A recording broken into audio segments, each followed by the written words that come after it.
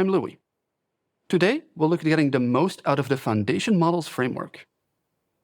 As you may know, the Foundation Models framework gives you direct access to an on-device large language model with a convenient Swift API.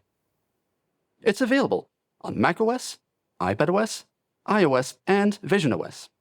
And because it runs on-device, using it in your project is just a simple import away.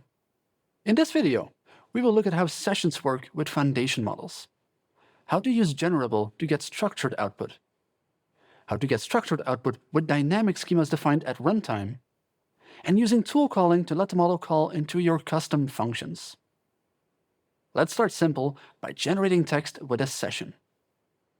Now, I've been working on this pixel art game about a coffee shop, and I think it could be really fun to use Foundation models to generate game dialogue and other content to make it feel more alive. We can prompt the model to respond to a player's question, so our barista gives a unique dialogue.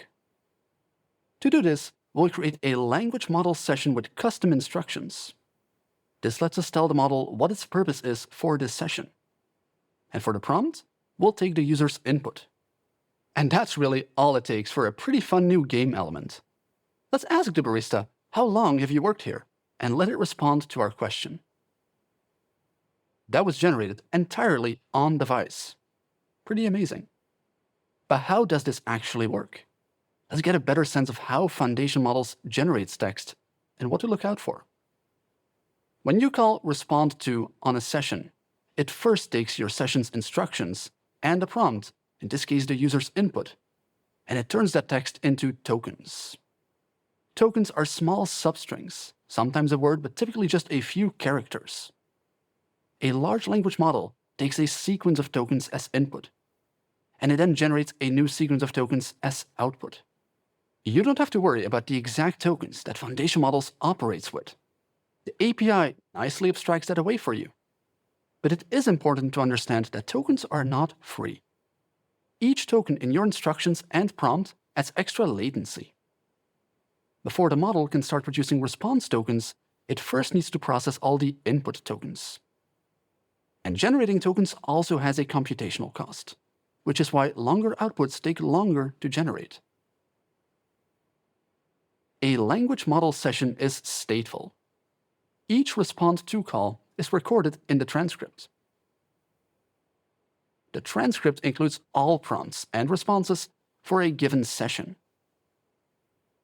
This can be useful for debugging or even showing it in your UI. But a session has a limit for how large it can grow. If you're making a lot of requests, or if you're giving a large prompt or getting large outputs, you can hit the context limit. If your session exceeds the available context size, it will throw an error, which you should be prepared to catch. Back in our game, when we're talking with a character and hit an error, the conversation just ends, which is unfortunate. I was just getting to know this character. Luckily, there are ways to recover from this error. You can catch the exceeded context window size error. And when you do, you can start a brand new session without any history. But in my game, that would mean the character suddenly forgets the whole conversation. You can also choose some of the transcript from your current session to carry over into the new session. You can take the entries from the session's transcript and condense it into a new array of entries. So for our game dialogue, we could take the first entry of the session's transcript, which is the instructions, as well as the last entry, which is the last successful response.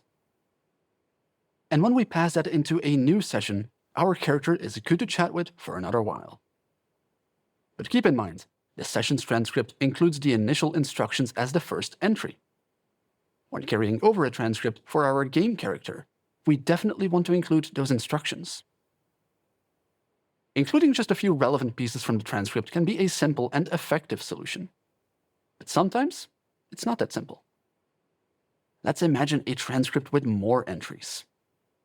You definitely always want to start by carrying over the instructions. But a lot of entries in the transcript might be relevant, so for this use case, you could consider summarizing the transcript. You could do this with some external library, or perhaps even summarize parts of the transcript with foundation models itself. So that's what you can do with the transcript of a session. Now let's take a brief look at how the responses are actually generated. In our game, when you walk up to the barista, the player can ask any question. But if you start 2 new games and ask the exact same question in each, you will probably get different output. So how does that work? Well, that's where sampling comes in. When the model is generating its output, it does so 1 token at a time. And it does this by creating a distribution for the likelihood of any given token. By default, foundation models will pick tokens within some probability range. Sometimes it might start by saying "ah," and other times it might pick "well" for the first token. This happens for every token that's generated. Picking a token is what we call sampling, and the default behavior is random sampling. Getting varied output is great for use cases like a game. But sometimes you might want deterministic output, like when you're writing a demo that should be repeatable. The Generation Options API lets you control the sampling method. You can set it to greedy to get deterministic output. And when that's set, you will get the same output for the same prompt, assuming your session is also in the same state. Although note, this only holds true for a given version of the on-device model. When the model is updated as part of an OS update, your prompt can definitely give different output even when using greedy sampling. You can also play with the temperature for the random sampling. For example, setting the temperature to 0.5 to get output that only varies a little, or setting it to a higher value to get wildly different output for the same prompt. Also, keep in mind when taking user input in your prompt, the language might not be supported. There is a dedicated unsupported language or locale error that you can catch for this case. This can be a good way to show a custom message in your UI. And there's also an API to check whether the model supports a certain language. For example, to check out if the user's current language is supported, and to show a disclaimer when it's not. So that's an overview of sessions. You can prompt it, which will store the history in the transcript. And you can optionally set the sampling parameter to control the randomness of the session's output. But let's get fancier. When the player walks around, we can generate NPCs, non-playable characters, again using foundation models. However, this time, we want more complicated output, instead of just plain text with like a name and a coffee order from the NPC. Generable can help us here. It can be a challenge to get structured output from a large language model. You get prompted with the specific fields you expect and have some parsing code to extract that. But this is hard to maintain and very fragile. It might not always give the valid keys, which would make the whole method fail. Luckily, foundation models has a much better API called Generable. On your struct, you can apply the Generable macro. So what is Generable? And is that even a word? Well, yes it is. Generable is an easy way to let the model generate structured data using Swift types. The macro generates a schema at compile time, which the model can use to produce the expected structure. The macro can also generate an initializer, which is automatically called for you when making a request to a session. So then we can generate instances of our struct. Like before, we'll call the response method on our session, but this time pass the generating argument, telling the model which type to generate. Foundation models will even automatically include details about your generable type in the prompt, in a specific format the model has been trained on. You don't have to tell it about what fields your generable type has. In our game, we'll now get some great generated NPC encounters.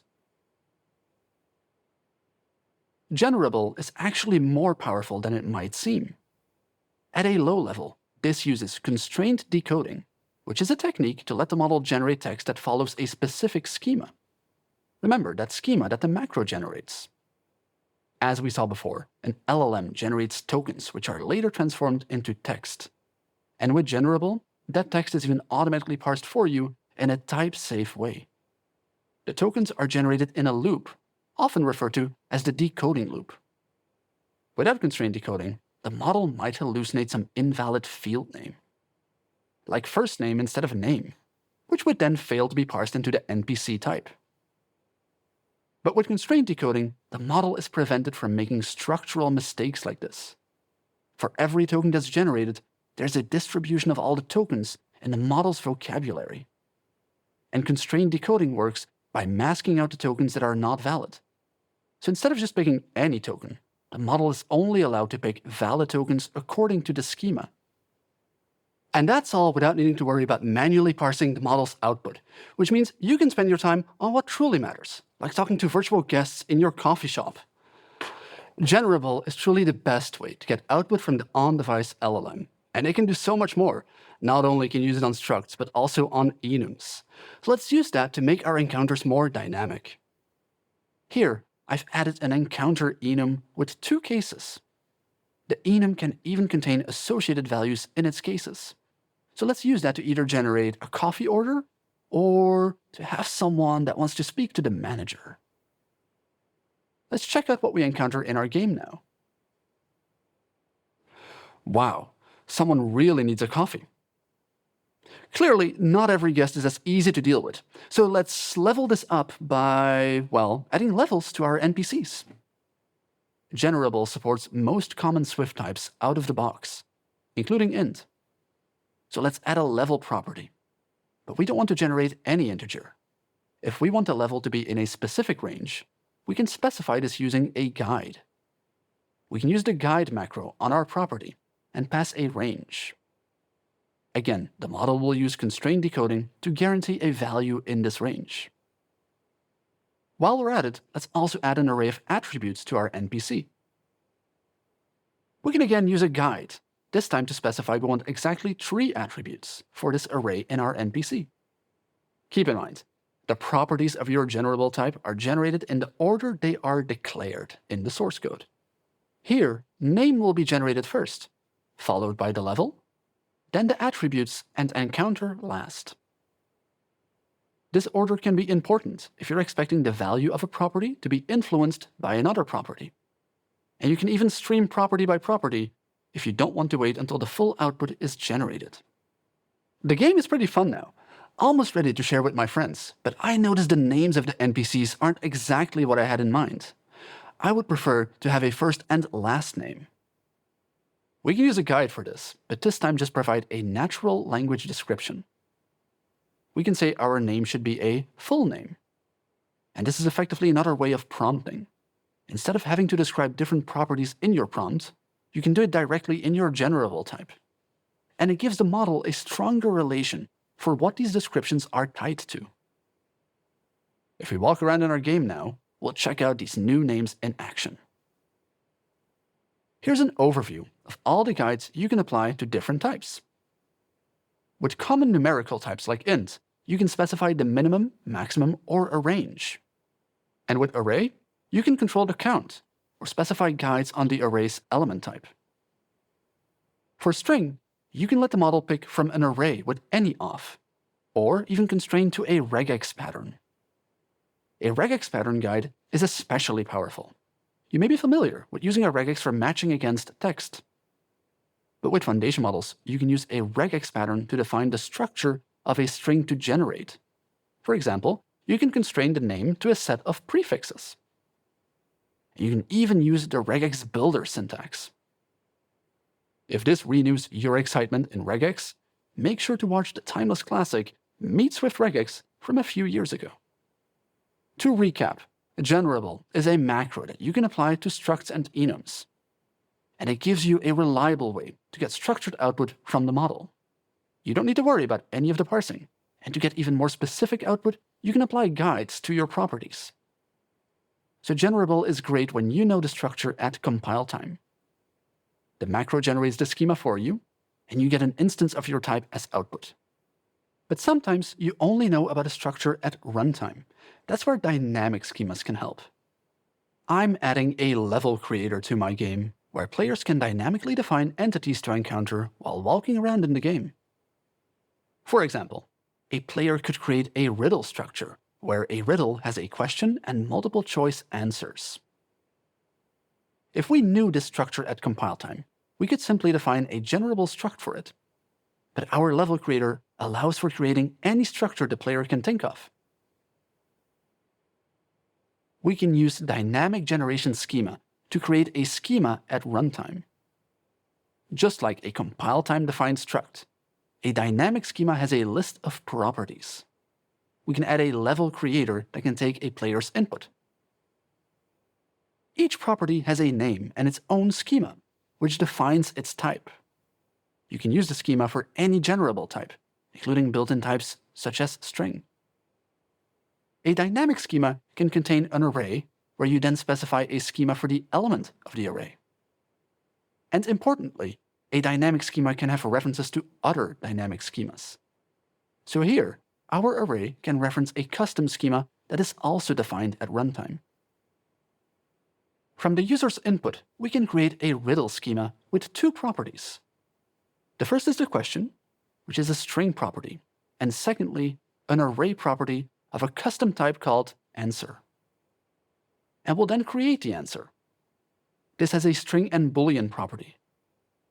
Note that the riddle's answers property refers to the answer schema by its name. Then we can create the dynamic generation schema instances.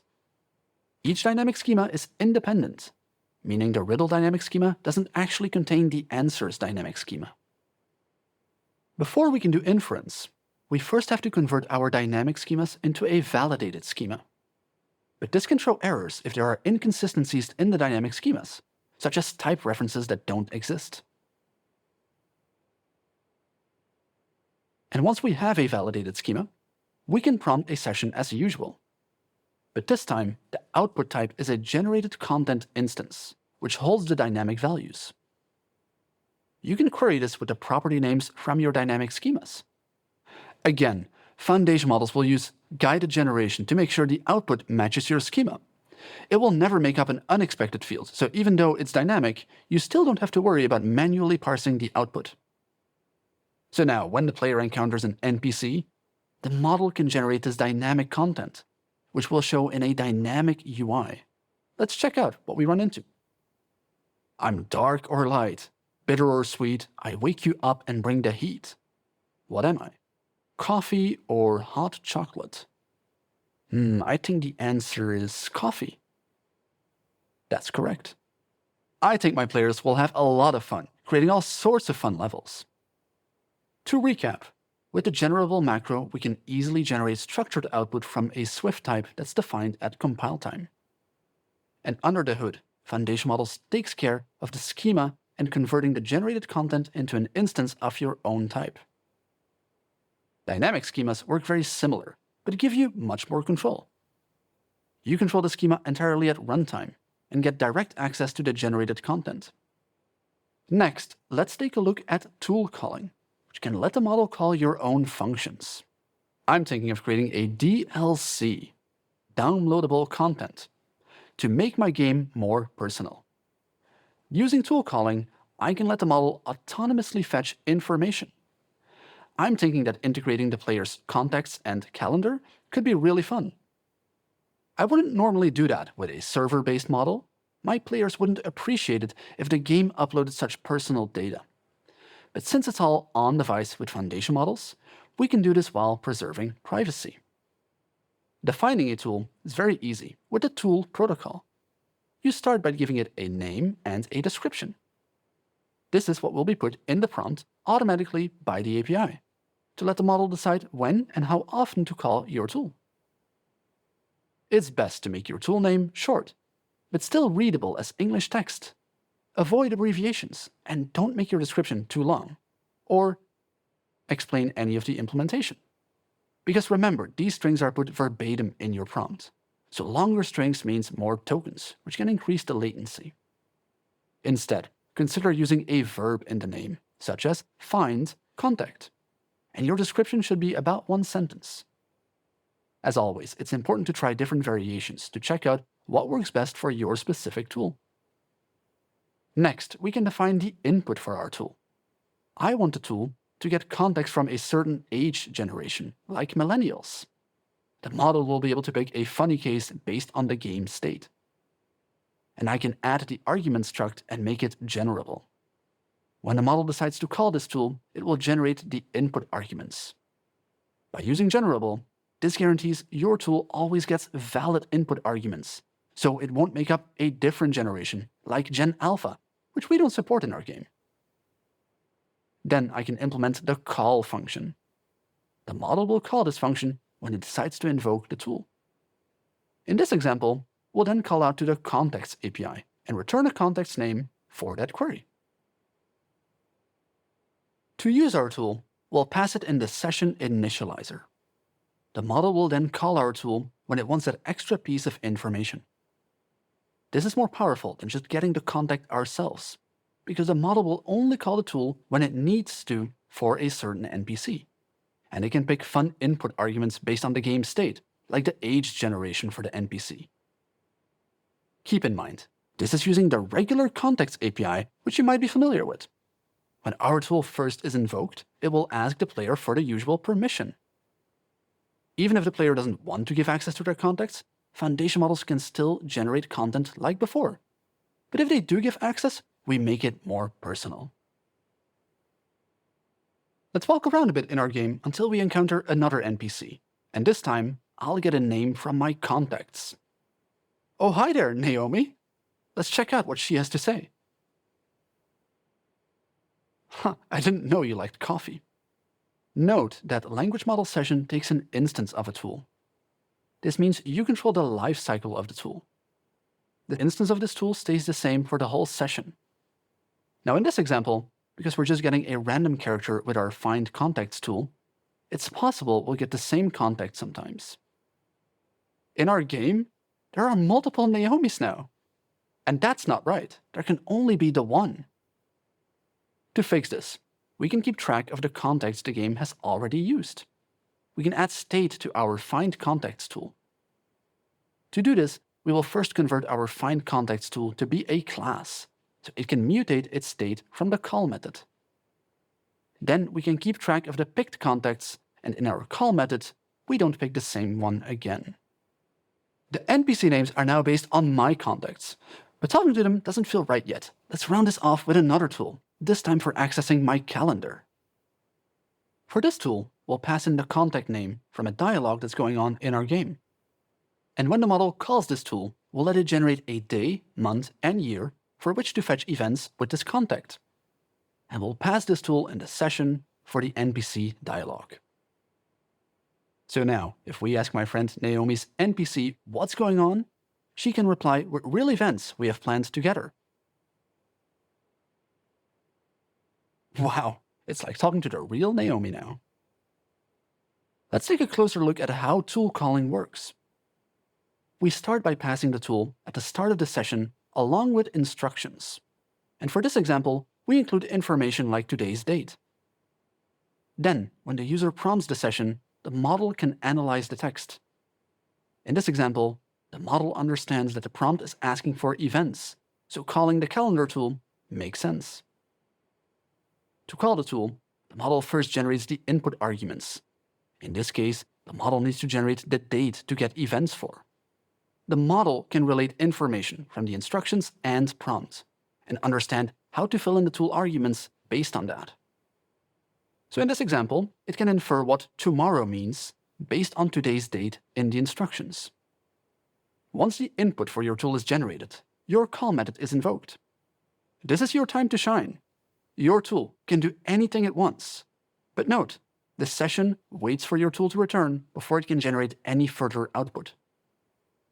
The output of your tool is then put in the transcript, just like output from the model. And based on your tool's output, the model can generate a response to the prompt. Note that a tool can be called multiple times for a single request. And when that happens, your tool gets called in parallel. So keep that in mind when accessing data from your tool's call method. All right, that was pretty fun. Our game now randomly generates content based on my personal contacts and calendar, all without my data ever leaving my device. To recap, tool calling can let the model call your code to access external data during a request. This can be private information, like contacts, or even external data from sources on the web. Keep in mind that a tool can be invoked multiple times within a given request. The model determines this based on its context. Tools can also be called in parallel, and they can store state. That was quite a lot. Perhaps get a coffee before doing anything else. To learn more, you can check out the dedicated video about prompt engineering, including design and safety tips. And if you want to meet the real Naomi, check out the Code Along video. I hope you will have as much fun with foundation models as I've had. Thanks for watching.